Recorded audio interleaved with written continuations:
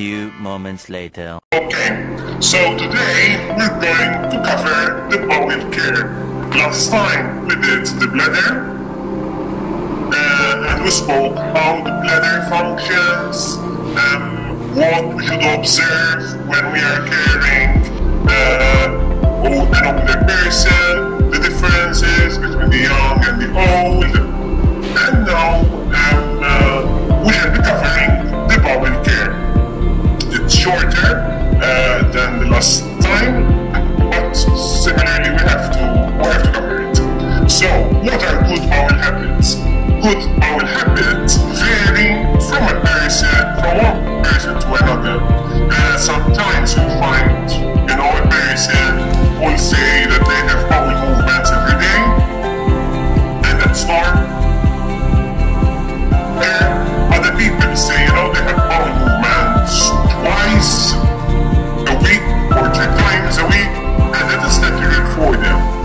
The point that I would like to stress here is that everyone is different, everyone knows his or her habit, how his or her nature works. You're working with older people, you're going to get to know the habits of the older persons. Last time we spoke about the charts, keeping charts, for the bladder movement.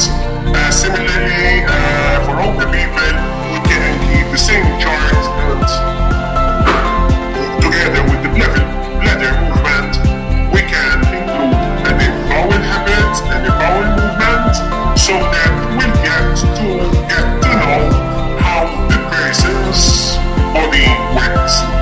We need to speak up though if we see a difference. And what are the that we're going to see, that we're going to observe? Basically two. Two in the extremes.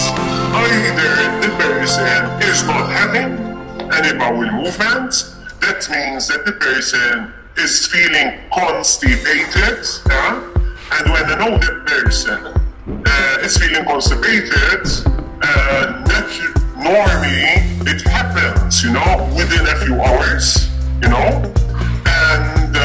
you will definitely realize that the person is constipated, because at one point the person is feeling normal, they are speaking normal, they are acting normal. When they are constipated, and seriously constipated, they might even end up with fever and even hallucinating. They would not know what they are doing. Imagine, because you need to realize that when a person is constipated, the person is carrying all that bacteria, all that toxic waste inside their body. They're going to feel bloated, they're going to feel pain, it's very painful. Imagine older people living with dementia, what they are going to feel. They do feel the need, to poop, but they can't pass any, they can't have any bowel movements, alright? So, yes, they could have fever and even hallucinations. On the contrary, the opposite of constipation is what we normally call diarrhea, okay? When the bowel is open, and you cannot stop them. Of course, you're going to notice as well if that is the case. So both extremes are very, very bad, okay? And when this happens for older people who consider both extremities to be serious, because if nothing is done, both can lead to death and to severe complications. So, fecal incontinence. Fecal incontinence, why this occurs? It could be that the person is suffering from infections. It could be that the person had eaten food which had expired. For example, older persons living with dementia, they're living on their own, and they either forgot how to cook proper food, or else they just open the fridge and eat whatever they see, even raw meat and other raw things, which in actual fact they are supposed to be cooked, or else they are not cooking the food well, or else they're eating expired food. It could be that, or else there is something wrong with their organs, and as a result there is malabsorption of the nutrients, okay? Malabsorption, which is coming, malabsorption is coming from the Latin word mal. Mal meaning the absorption is not taking place. It could be the result of certain medications. Certain medication may cause diarrhea or even constipation, okay? That's why we need to observe and to note down all the time what is happening. It also could be the result of an obstruction. There is an obstruction, it could be anything, including tumors and cancers. So the feces would not come down, or even stress. Stress is going to affect even the younger generation, you know. Remember when we used to be at school and we have to sit for tests and examinations, we used to have this strange feeling, stressful feeling because of the exam, feeling nauseatic, with painful stomach, going in and out of the toilet, and similarly older people. And older people can suffer from stress even for, you know, simple things, simple experiences, like for example, they're waiting for a relative, for their daughter, and they are late. They start worrying and they start over worrying, and this is stressful for them, even for the simple fact that they need to talk to a carer or to a professional in the home, and it could be that they are too busy, they stop, and you know, they tell them, please wait, I'm coming. That is also going to create stress on the individual, and all these things are going to either cause diarrhea or even constipation. What are the common changes with aging that increase the risk of constipation? We need to remember that older people, in their body, there's going to be a decrease of water.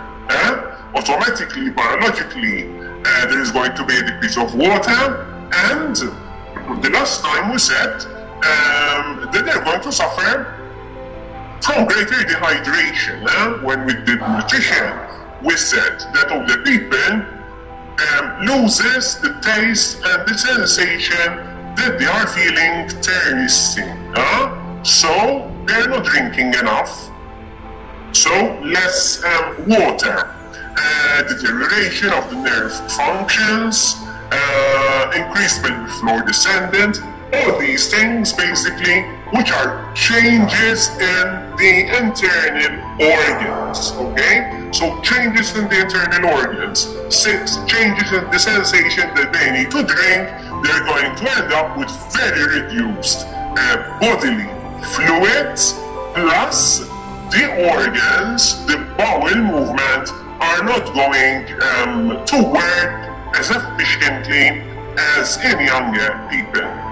The common causes, the hydration we mentioned, poor diet. Remember when we spoke about nutrition, we spoke quite a lot about the need to take in food which are high in fiber. And this is the reason why, because food which is high in fiber is going to help us with our bowel movement. So older people who are not going to include any fiber in their diet are going to suffer from either diarrhea or constipation. Because fiber which is going to help us with this movement and mobility. If a person is going to stay sitting down all day or on the wheelchair without moving, that's why when we carried out, when we did nutrition, we said that healthy diet water and movement, exercise. Even if the older person needs a walking aid, to walk around, it's okay. Even if it takes the older person 30 minutes to go around the room, it's okay, encourage to run on their walking aid as long as they understand the mobile, it's okay. Medication, we spoke about it. Environment. The last time we spoke about remember when we carried out the different types of incontinence, and I spoke about the functional incontinence. Functional meaning the environment around us, meaning the toilet is too far away, or the clothes that they are wearing, it is too difficult to open, the locks and the zips, to be able to go to the toilet facilities, lack of privacy. Could it be that they refuse to do any bowel movement because in the residential home that they are in, they don't have any privacy? These things happen, and I know of cases whereby automatically, one's body just refuses. It's something psychologically to have any bowel movement just for the reason the carer used to leave the bathroom door open while the older person used to sit on the toilet, and in the meantime she used to carry some other things in the room. She used to leave the toilet door open to set her mind at rest, that the person is safe, because she used to think that they might fall, slide down from the toilet. But for the resident, for the older person, this meant that they had no privacy, and psychologically, they started to be constipated. So take note of these things, and check. Do they have enough privacy? There's no need to leave the door wide open, We can close it a little bit and from time to time go and check, or even call their names, call them out to check on them. Impaired cognitive function, when there is some cognitive function, dementia, or other things, and metabolic and neurological diseases, whereby the brain, biologically, no longer gives us the signals that we need to go to the bathroom. Now, what are the associated symptoms of constipation?